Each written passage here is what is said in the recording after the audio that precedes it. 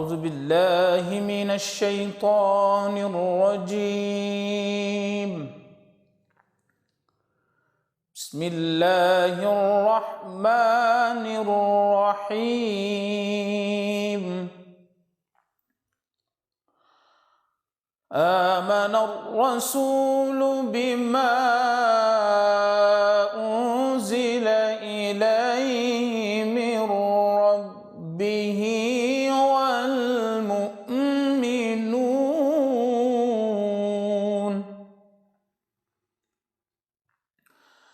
كل آمن بالله وملائكته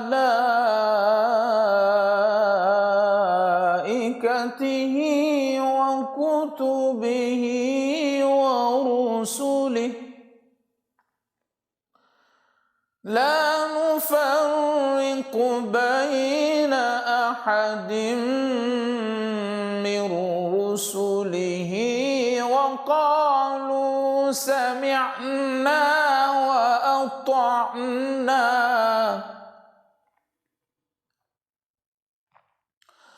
وقالوا سمعنا وأطعنا غفرانك ربنا وإليك المصير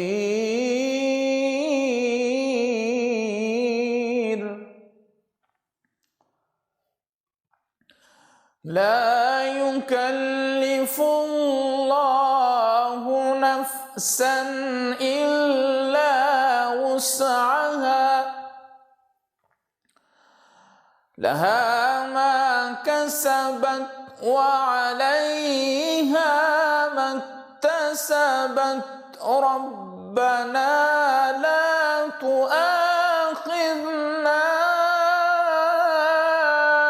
إن نسينا أو أخطأنا ربنا لا تؤاخذنا إن نسينا أو أخطأنا ربنا ولا تحمل علينا إصرا كما حملته على الذين من قبلنا ربنا ولا تحمل علينا إصرا كما حملته على الذين من قبلنا ربنا ولا تحملنا ما لا طاقة لنا به واعف عنا واغفر لنا وارحمنا واعف عنا واغفر لنا وارحمنا أنت مولانا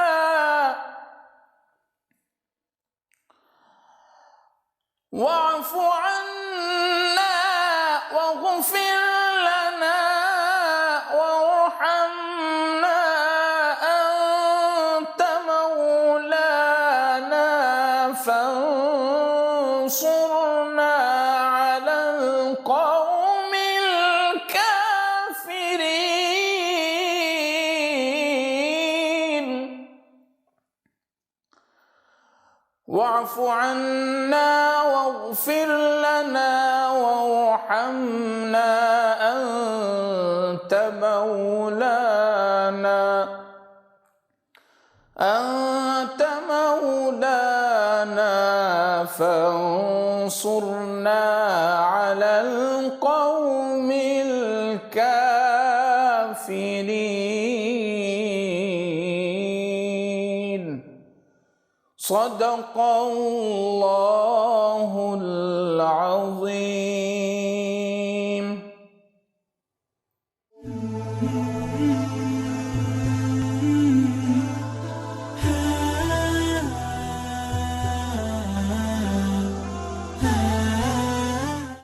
আলহামদুলিল্লাহ রাব্বিল আলামিন ওয়াসসালাতু ওয়াসসালামু আলা সাইয়্যিদিল আম্বিয়াল মুরসালিন নবিয়িনা মুহাম্মদ ওয়া আলা আলিহি ওয়া সাহবিহি আজমাইন আম্মা বা'দ।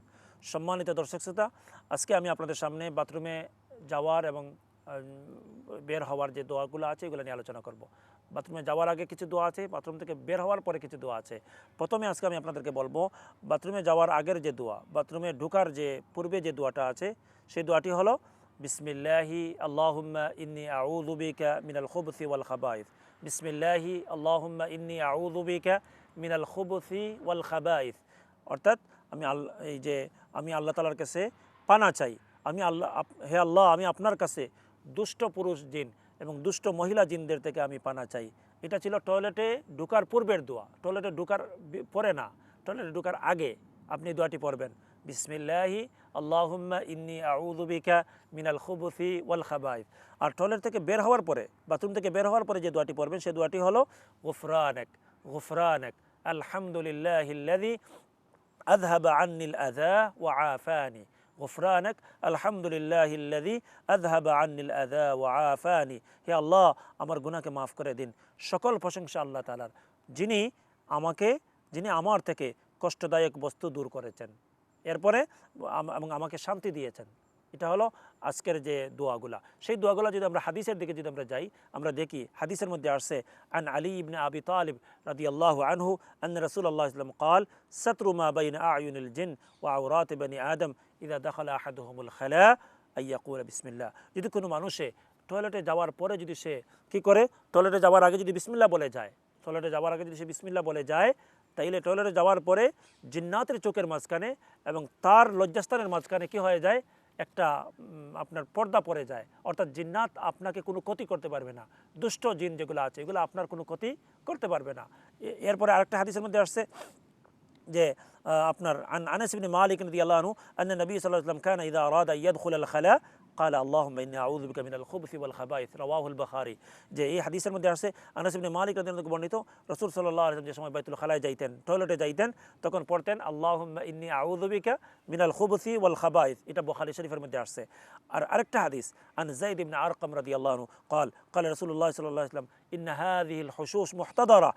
আল্লাহ রসুল বলছেন এই যে আপনার টয়লেট যেটার মধ্যে নাপাকি থাকে, এই জায়গার মধ্যে অনেক জিন্নাতগুলো সেখানে থাকে।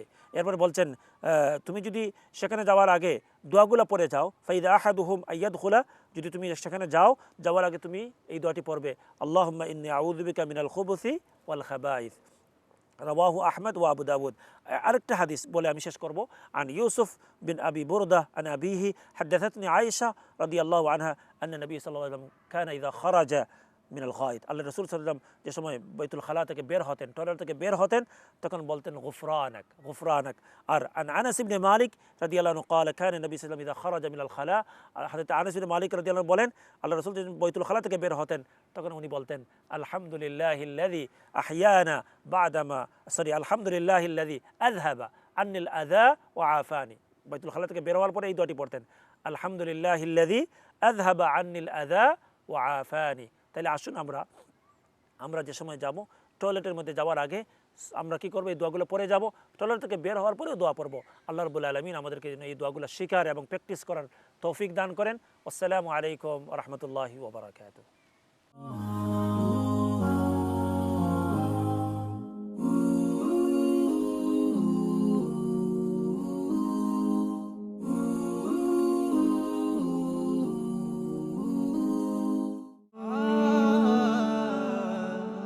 যাব চলে সেই দিন আমায় রাখবে কি মনে, কারো হৃদয়ের গো গহীন মাজারে কারো হৃদয়ের গহীন মাজারে একদিন বিদায় নেব চলতে চলতে ভাবে হারিয়ে যাব মাটির ঘরে জানি আমি একলা পড়ে রব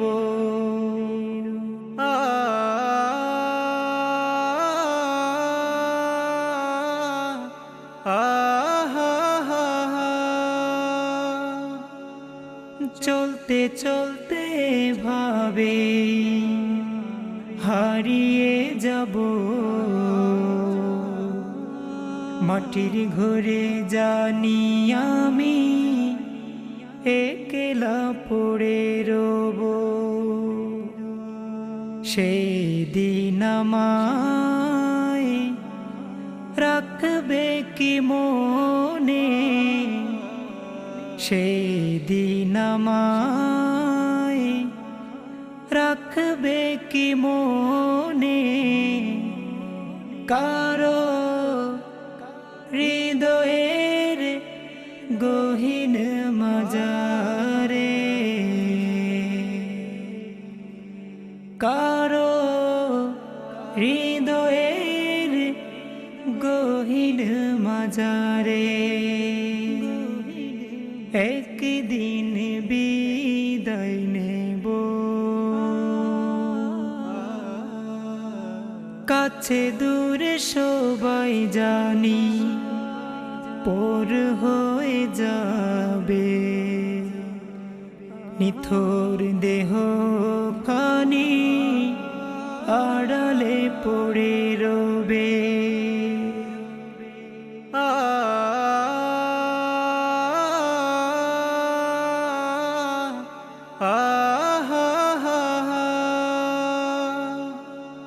কাছে দূরে সবাই জানি পর হয়ে যাবে নিথর দেহ খানি আড়ালে পড়ে রবে সেদিন আমায় রাখবে কি মনে সেদিন আমায় রাখবে কি মনে কারো হৃদয়ের গহীন মাজারে কারো হৃদয়ের গহীন মাজারে একদিন বিদায় নেব যাব চলে সেদিন আমায় রাখবে কি মনে কারো হৃদয়ের গহীন মাজারে কারো হৃদয়ের গহীন মাজারে একদিন বিদায় নেব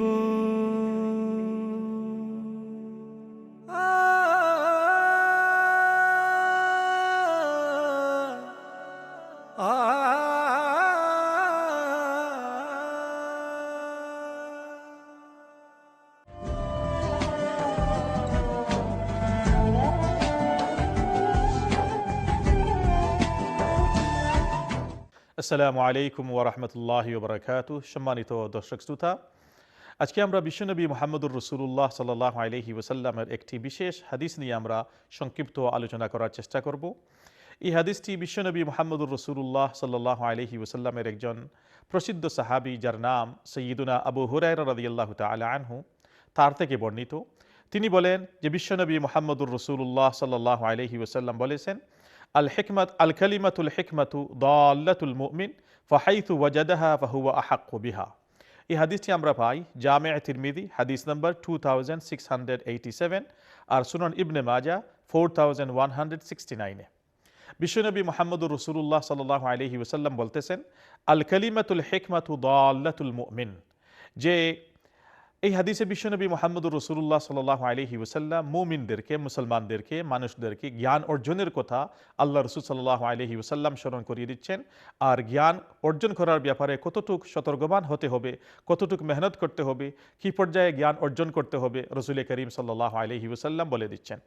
আল্লাহর নবী সাল্লাল্লাহু আলাইহি ওয়াসাল্লাম বলতেছেন, আল কালিমাতুল হিকমাতু দাল্লাতুল মুমিন, যে কোনো জ্ঞানের কথা, কোনো ইলমের কথা, কোনো শিক্ষার কথা, সেটা হলো একজন মুসলমানের হারানো সম্পদ।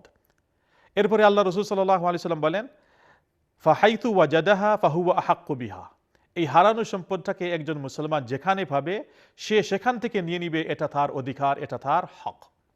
বিশ্বনবী মুহাম্মদুর রাসূলুল্লাহ সাল্লাল্লাহু আলাইহি ওয়াসাল্লাম বলতে চাচ্ছেন যে একজন মুসলমানকে সব সময় জ্ঞান অর্জনের জন্য, ইলম অর্জনের জন্য সচেষ্ট থাকতে হবে। যেখানে যেটা পাওয়া যায় সেটা নিয়ে নিবে। আর যেখানে জ্ঞান অর্জনের কোনো আপনার মৌকা আছে, চান্স আছে, সেই চান্সগুলোকে কোনো সময় আপনার মিস করতে নাই। যেখানে যা পাওয়া যায় জ্ঞান অর্জন করতে হবে। এই জন্য আল্লাহ রাসূল সাল্লাল্লাহু আলাইহি ওয়াসাল্লাম বলতেছেন, আল কালিমাতুল হিকমাতু দাল্লাতুল মুমিন, যে হিকমা, জ্ঞানের কোনো কথা, জ্ঞানের কোনো জিনিস, জ্ঞানের কোনো সোর্স, এটা হলো একজন মুসলমানের হারানো সম্পদ। অর্থাৎ যেখানে জ্ঞানের কিছু কথা থাকবে, যেখানে জ্ঞানের কোনো সোর্স থাকবে, শিক্ষার কোনো উৎস থাকবে, সেখান থেকেই আপনাকে শিক্ষা অর্জন করতে হবে। এটা বিশ্বনবী মুহাম্মদুর রাসূলুল্লাহ সাল্লাল্লাহু আলাইহি ওয়াসাল্লামের শিক্ষা। এই জন্য আমাদেরকে দৃঢ়ভাবে, কঠোরভাবে সবসময় সতর্ক থাকতে হবে যে আমরা যেখানে আমরা জ্ঞানের কোনো উৎস পাই, জ্ঞানের কোনো সোর্স পাই, আমরা সেটা যেন গ্রহণ করতে পারি। মনে রাখবেন, আমাদের দিনের সূচনা, আমাদের কোরআন শরীফের সূচনা হচ্ছে সেই ইকরা থেকে। আল্লাহ রাব্বুল আলামিন বলছেন, ইকরা বিসমি রাব্বিকাল্লাযী খালাক, পড়ো তোমার প্রভুর নামে যিনি তোমাকে সৃষ্টি করেছেন। এই জন্য একজন মুসলমানের জন্য জ্ঞান অর্জন করা এটা ফরজ। রাসূল করিম সাল্লাল্লাহু আলাইহি ওয়াসাল্লাম বলেন, তলাবুল ইলমি ফরিদাতুন আলা কুল্লি মুসলিম, প্রত্যেক নরনারীর উপরে, প্রত্যেক মুসলমান নরনারীর উপরে জ্ঞান অর্জন করা এটা ফরজ। এজন্য আমরা জ্ঞানের উৎস, সোর্স আমরা যেখানে পাবো সেখান থেকে আমরা সেটা নেয়ার চেষ্টা করব। জাযাকুমুল্লাহ খাইর। আসসালামু আলাইকুম ওয়া রাহমাতুল্লাহি ওয়া বারাকাতুহু।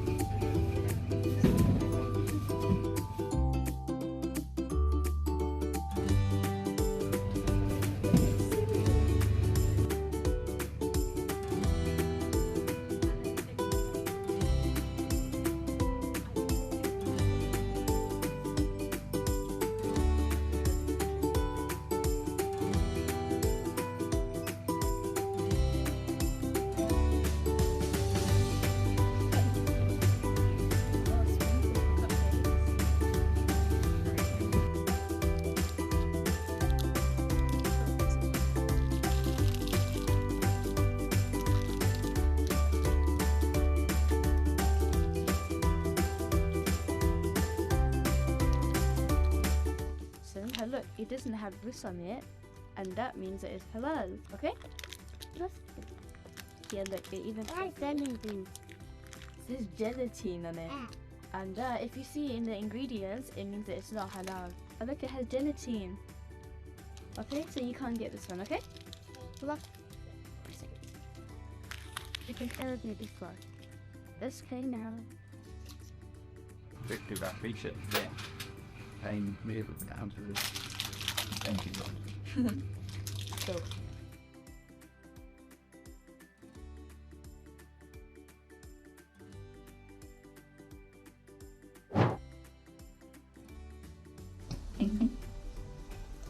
Samiha, do you know why we should not eat haram things?